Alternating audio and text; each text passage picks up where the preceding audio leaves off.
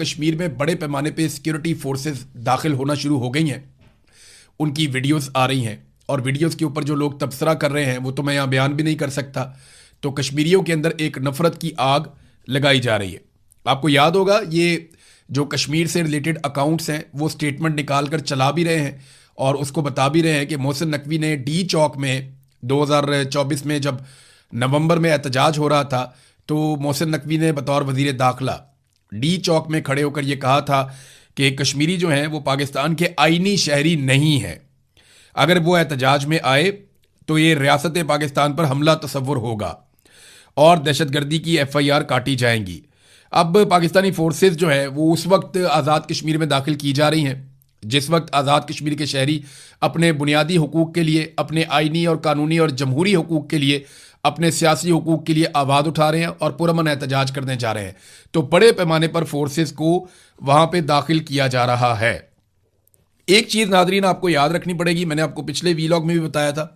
मैं ये बताता हूँ कि एहतजाज कामयाब होगा या नाकाम होगा और उसको रोकने के लिए कितनी कोशिशें की जा रही हैं, ये सारी चीज़ें आपके सामने रखता हूँ। लेकिन मैंने आपको बताया था कि सुप्रीम कोर्ट में ले गए हैं, जो कश्मीर की सुप्रीम कोर्ट है वहाँ पे इस मामले को ले जाया गया ताकि मामले को दबाया जा सके या डिले में डाला जा सके।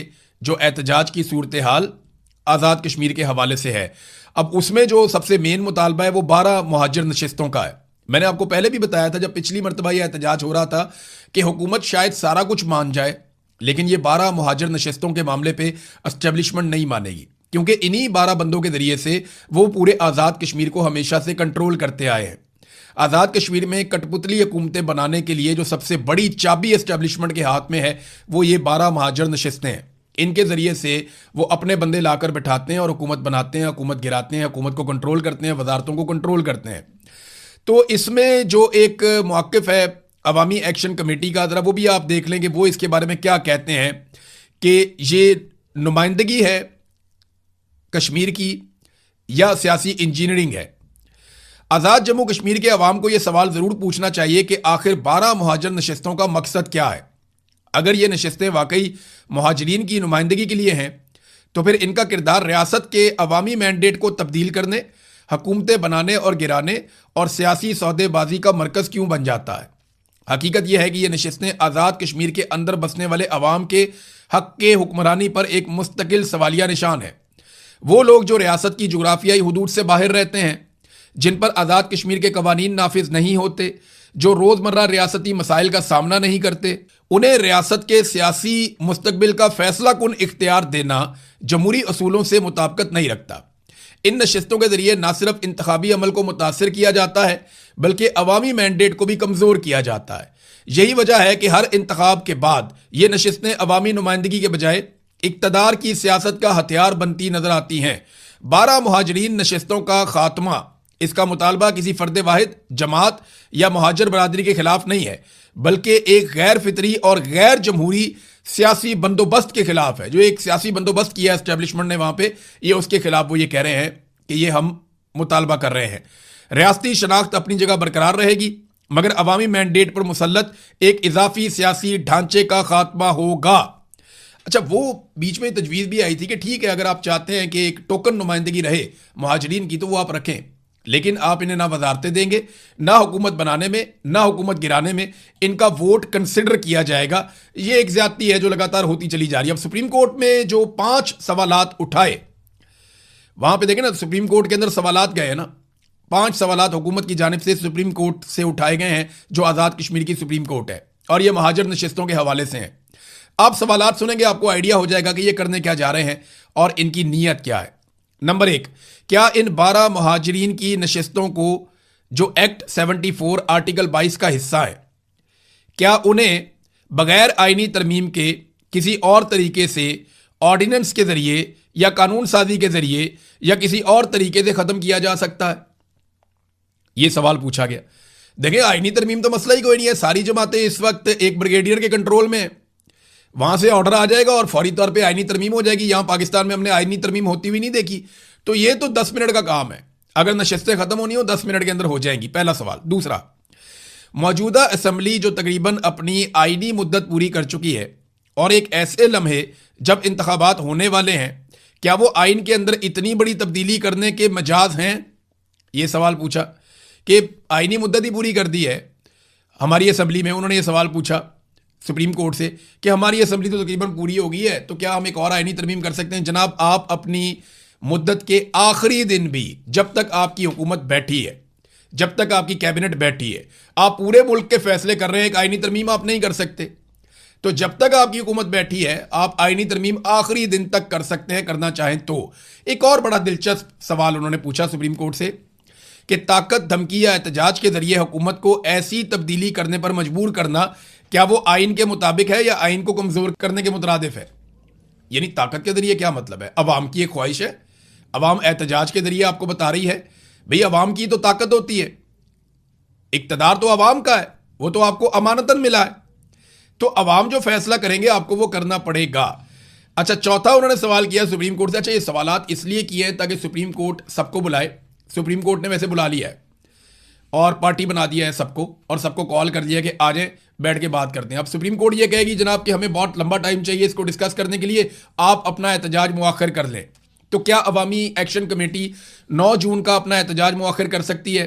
देखिए, अगर वो ये एहतजाज मुआखर करती है तो इसकी एक मिसाल होती है कि वो धुआं मार जाएंगे, फिर यानी फिर लोग उन पर एतबार नहीं करेंगे, बड़ा काम खराब होना शुरू हो जाएगा। अवामी एक्शन कमेटी में यह सोच है कि अगर वो पीछे हटते हैं अपने मुतालबात से तो अवाम के अंदर एक बेचैनी पैदा होगी और एक मायूसी पैदा होगी, और वो नहीं चाहते कि वो मायूसी पैदा हो। लिहाजा ये भी हो सकता है कि वो कहें हम अपना एहतजाज करते रहेंगे, हम बैठ जाते हैं आगे पुरअमन तरीके से और सुप्रीम कोर्ट ऑफ पाकिस्तान इसके ऊपर सुन ले। और अगर आपने इमरजेंसी में सुना है तो 24 घंटे 48 घंटे लगातार सुनिए, सुनने के बाद फैसला कीजिए इसके ऊपर, फिर हम अपना फैसला करेंगे। अच्छा, एक और जो सवाल पूछा गया सुप्रीम कोर्ट से वो ये कि ऐसा एहतजाज या तहरीक जो आईनी अमल को मुतासर करे या इंतखाबी अमल को मुतासर करे, ऐसे एहतजाज की सेहत के हवाले से वादे किया जाए जिससे जमहूरियत डीरेल हो सकती है। इसके बारे में राय, डीरेल हो सकती है जमहूरियत। ये बात ना बहुत सारे ओवरसीज पाकिस्तानियों को भी कही जा रही है। मेरे से कुछ ओवरसीज पाकिस्तानियों ने रब्ता किया, एक आधे उन्होंने जर्नलिस्ट भी हैं, उन्होंने भी रब्ता किया।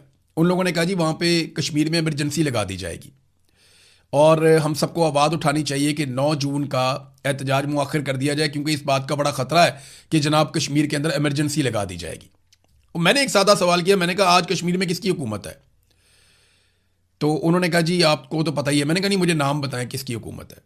उन्होंने कहा जी मिलिट्री एस्टेब्लिशमेंट की हुकूमत है, फ़ौज की हुकूमत है, वहाँ पे एक ब्रिगेडियर पूरा निज़ाम चला रहे हैं। तो मैंने कहा बदनामी किसकी हो रही है? तो उन्होंने मुझे बताया कि सियासतदानों की हो रही है। तो मैंने कहा फिर जो निज़ाम चला रहा है उसको इमरजेंसी लगा के खुद सामने आने देना, ताकि बदनामी भी उनके गले पड़े। तो मेरी बात में उनको लॉजिक नजर आई। देखें, बात सादी सी है, अभी भी कोई जमहूरियत नहीं है वहाँ पे। मैं पाकिस्तान में जब कोई कहता है ना मार्शल लॉ लगा देंगे, आसिम मुनीर साहब, इमरान खान साहब को मैंने ये सवाल भी एक दिन किया था, तो उन्होंने कहा लगा दे मार्शल लॉ, जो पीछे बैठ के गेम डाल रहा है सामने आके कर ले। ये इमरान खान साहब के अल्फाज थे कि लगा दे मार्शल लॉ, मुझे कोई फर्क नहीं पड़ता। जो पीछे बैठ के गेम डाल रहा है वो सामने आकर गेम डाले ना, ताकि उसकी शक्ल लोग देखें, लोगों को पता चले कि भाई ये आदमी जिम्मेदार है महंगाई के लिए, परेशानी के लिए, गुर्बत के लिए, बेरोजगारी के लिए, हालात की खराबी के लिए, इंसानी हकूक की पामालियों के लिए जो जिम्मेदार है वो खुद सामने आ जाए। सियासतदानों को सामने करके, अब बहुत सारे सियासतदान हैं जिनकी ड्यूटी लगाई गई है कि आप ओवरसीज पाकिस्तानियों को कंट्रोल करें, और लगातार ओवरसीज पाकिस्तानियों से राब्ते किए जा रहे हैं। उन्हें कहा जा रहा है कि आपने बिल्कुल फंडिंग नहीं करनी, बिल्कुल आवाज़ नहीं उठानी, बल्कि आप पूरी कोशिश करें कि 9 जून का एहतजाज किसी तरीके से मौखर करवाया जा सके। और मौखर करने की वजूहत जो है ना वो 2-3 बताई जा रही। एक ये कि इमरजेंसी लगा दी जाएगी, दूसरी बताई जा रही है बहुत बड़े पैमाने पर खून खराबा कर दिया जाएगा कश्मीर के अंदर, जितने बड़े पैमाने पे वहाँ पे सिक्योरिटी फोर्सेस को दाखिल किया गया है, और बहुत सारे इदारों को जो है वो कहा गया कि आपने स्टैंड बाई पे रहना है। तो ये खौफ फैलाया जा रहा है ओवरसीज पाकिस्तानियों में। तो ओवरसीज पाकिस्तानियों से मेरी बात हुई, वो खौफजदा तो नहीं है लेकिन उनके बड़े कंसर्न्स हैं। अब देखते हैं कि जॉइंट अवामी एक्शन कमेटी क्या फैसला करती है। 5वां सवाल उन्होंने पूछा, क्या यह हुकूमत और रियासती इदारों पर जिम्मेदारी आयद होती है कि वो इंतखाबात, अमन व अमान और आइनी प्रोसेस को जारी रहने के अमल को यकीनी बनाए? तशरीह फरमाएं। हैरानकुन तौर पर यह सवाल हुकूमत अदालत से पूछ रही है। अब मुझे समझ नहीं आ रही, आइन लिखा हुआ है, हर चीज़ आइन में पड़ी हुई है, ये जानबूझ के सुप्रीम कोर्ट ऑफ पाकिस्तान के गले में डाल रहे हैं, और ये अवामी जॉइंट एक्शन कमेटी को ये कहेंगे कि जनाब हमने क्योंकि इसको डाल दिया सुप्रीम कोर्ट ऑफ पाकिस्तान के कोर्ट में, तो आप भी वहाँ पे आ गए, हम भी वहाँ पे आ गए, सुप्रीम कोर्ट के ऑर्डर को आप भी मान लें, हम भी मान लेते हैं, तो फेस सेविंग मिल जाएगी सबको। अब देखते हैं कि इसके ऊपर ये जॉइंट अवामी एक्शन कमेटी का रद्दमल क्या आता है। अब कश्मीर में एहतजाज को क्या ज़बरदस्ती ताकत से रोका जा सकता है? तो मेरा जवाब है कि अगर कश्मीरी निकल आए तो नहीं रोका जा सकता। देखें, अगर पूरा कश्मीर निकल आता है ना, 45 लाख की आबादी है कश्मीर की, और अगर कश्मीरी लाखों की तादाद में निकल आते हैं ना, तो फिर एक भी गोली नहीं चलेगी, फिर एक भी डंडा नहीं चलेगा, फिर कश्मीरियों की बात मानी जाएगी, वो बात तस्लीम की जाएगी। लेकिन अगर कश्मीरी थोड़े थोड़े निकलते हैं तो फिर आंसू गैस की शैलिंग भी होगी, मार कुटाई भी होगी, डंडा सोटा भी होगा, गोली भी चल सकती है, बंदे शहीद भी हो सकते हैं। अब ये कश्मीरियों पे मुनसर है कि वो अपने हुकूक हासिल करने के लिए बगैर तशद्दुद वाला रास्ता इख्तियार करते हैं या तशद्दुद वाला। अगर वो सारे निकल आते हैं और बड़ी तादाद में निकल आते हैं तो फिर तो कोई तशद्दुद की गुंजाइश ही नहीं है, फिर तो मुतालबात तस्लीम किए जाएंगे। लेकिन अगर वो थोड़ी थोड़ी तादाद में निकलते हैं, जैसे पाकिस्तान में लोग ये गलती करते रहे हैं, कभी 50,000, कभी 25,000, कभी 1 लाख, जब वो थोड़ी थोड़ी तादाद में निकलते हैं तो फिर उन्हें मिलिट्री एस्टेब्लिशमेंट ताकत के जरिए से कुचल देती है। तो आबादी है जनाब 45 लाख, क्या वहां पे इमरजेंसी लगाई जा सकती है? तो मेरा नहीं ख्याल कि वो अपना केस खराब करेंगे इंटरनेशनली। वैसे पाकिस्तान की एस्टेब्लिशमेंट का पता भी कोई नहीं है, ये कुछ भी कर सकते हैं, और डोनाल्ड ट्रंप की आशीर्वाद है जब तक आसिम मुनीर साहब के साथ, तो तब तक कुछ भी हो सकता है। बहरहाल पता कोई नहीं कि ये इमरजेंसी लगा दें, लेकिन अगर लगा भी देंगे तो क्या होगा? अभी भी तो इमरजेंसी लगी हुई है। सारी चीजें कौन कंट्रोल कर रहा है? मिलिट्री एस्टेब्लिशमेंट कंट्रोल कर रही है, तो बाद में भी वही कंट्रोल कर रहे होंगे। तो इतना कोई फर्क नहीं पड़ेगा। हाँ, सिर्फ ये फर्क पड़ेगा सियासतदानों के मुंह पे जो कालक मली जा रही है, वो कालक फिर उनके मुंह पर नहीं मली जाएगी। अच्छा, कश्मीर का अगर आप रकबा देखें ना, या हदूद अरबा देखें, या उसकी टेरेन आप थोड़ा सा गौर करें, तो वहां पे मुमकिन नहीं है कि सारे इलाकों को आप कंट्रोल कर सकें। आप मुजफ्फराबाद को खुला रख सकते हैं, 10-20 हज़ार बंदा भिजवा के मुसल्ला, कुछ और इलाकों को आप कंट्रोल कर सकते हैं, लेकिन पूरे कश्मीर को आप कभी भी कंट्रोल नहीं कर सकते। और ये तहरीक की खूबी है कि ये पूरे कश्मीर में, ये हर गांव में, हर जिले में, हर इलाके में, हर जगह पे, हर टाउन के अंदर ये तहरीक फैली हुई है, नौजवानों के दिल की आवाज़ बनी हुई है। तो ये बहुत मुश्किल हो जाएगा। और बहुत बड़े बड़े ट्रांसपोर्टर्स इस तहरीक के अंदर शामिल हैं। पूरे कश्मीर में पहिया जाम हड़ताल भी हो जाएगी, हालात बहुत ख़राब हो सकते हैं। अच्छा, इसमें कुछ जो है वो SOPs भी जारी किए गए हैं अवामी एक्शन कमेटी की जानिब से। एक तो ये कि उनको इंडिया का एजेंट करार देने की कोशिश की जा रही है। उस पर शौकत नवाज मीर ने एक वीडियो भी बनाई, फील्ड मार्शल आसिम मुनीर के नाम एक पैगाम, उनकी तारीफ़ें भी बहुत की, और बाद में ये कहा कि आपका एक ऑफिसर जिद पे अड़ा हुआ है, एक इदारे का ऑफिसर। अब हम सारे जानते हैं वो ब्रिगेडियर फाइक की बात कर रहे हैं, जिनको यहाँ लाहौर से ले जाया गया था कश्मीर में। तो जो उन्होंने लाहौर में किया मिलते जुलते काम, वो कश्मीर में भी कर रहा है। अब उसके बारे में शौकत नवाज मीर साहब ने इशारतन बताया आर्मी चीफ को कि यार अब ये बंद करवाएं सिलसिला। तो इसको एक तरह से आप कहते हैं हुज्जत तमाम करना। वो सबसे राब्ता करके सबको बता रहे हैं, जनाब हम आपके खिलाफ नहीं, हम रियासत के खिलाफ नहीं है, हमारे ऊपर इंडियन एजेंट होने का, गद्दार होने का दाग लगाया जा रहा है, जबरदस्ती हमें गद्दार डिक्लेयर किया जा रहा है, हमें गद्दार बनाने की कोशिश की जा रही है।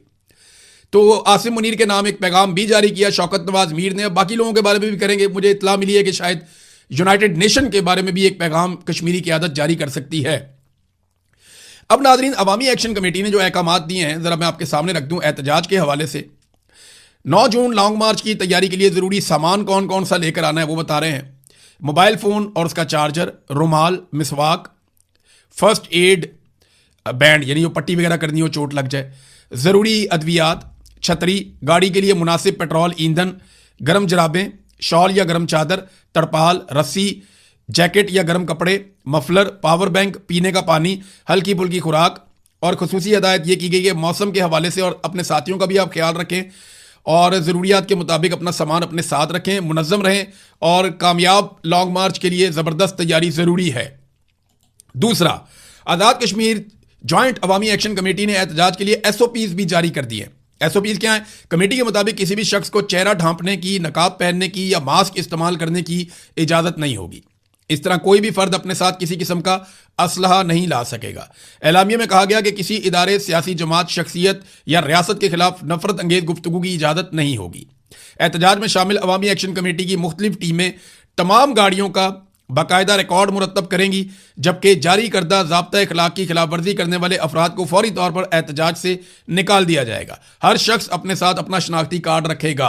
अब फॉल्स फ्लैग ऑपरेशन से बचने के लिए भी पूरी कोशिश की जा रही है। नाज़रीन, वैसे मैं आपको एक बात बताऊं, जिस सुप्रीम कोर्ट में यह मुकदमा ले जाया गया आज़ाद कश्मीर की हुकूमत और एस्टेब्लिशमेंट की जानिब से मिल मिला करके कि जनाब ये मुहाजिरों की नशिस्तों का क्या करना है, यही तो असल मसला है, यही तो रोला है। तो ये जहां पे ले जाया गया वो चीफ जस्टिस खुद भी मुहाजिर हैं। चीफ जस्टिस राजा सईद अकरम खान साहब जो हैं वो खुद मुहाजिर हैं और उनका ताल्लुक पंजाब से है।